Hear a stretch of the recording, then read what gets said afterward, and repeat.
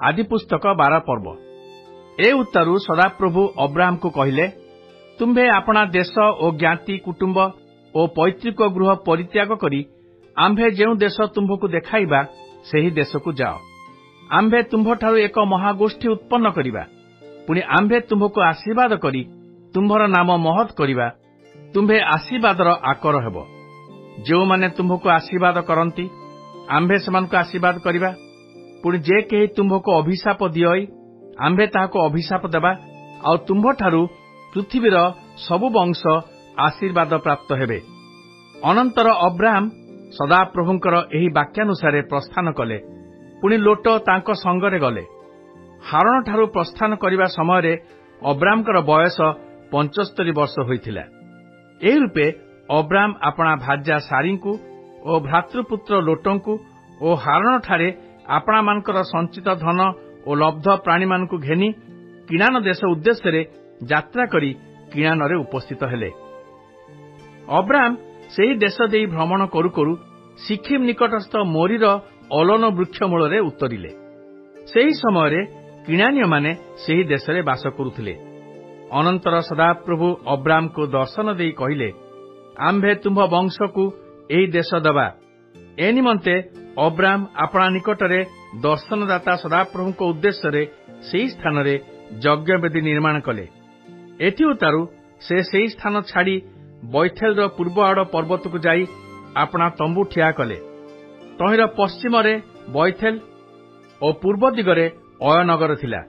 पुण सेही ठारे सदाप्रभु को उद्देश्य एक यज्ञ वेदी निर्माण करी सदाप्रभु नाम रे प्रार्थना कले।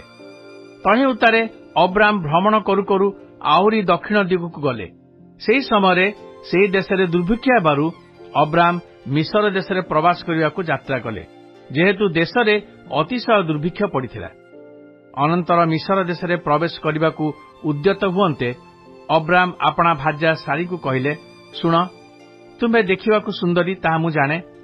एणुकरी मिसर देशीय लोक माने तुम्भको देखी मोहर भाजा बोली जानिले मोते बद्ध करी तुम्भको जीविता रखिबे।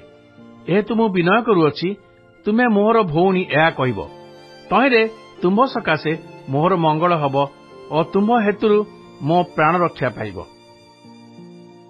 अनंतर अब्राहम मिसर देश रे प्रवेश करते मिसरीय लोक माने सेही स्त्री को परम सुंदरी देखिले। पुणी फारोंकर अधिपति माने तांकु देखी फारोंक छामुरे तांकर प्रशंसा करते सेही स्त्री फारोंकर गृह को अणागले।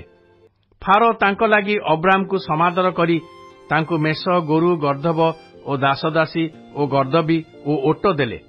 मात्र अब्राहमकर भार्या सारींक हेतुरु सदाप्रभु फारो और तांको परिवार उपरे भारी भारी उत्पात घटाइले।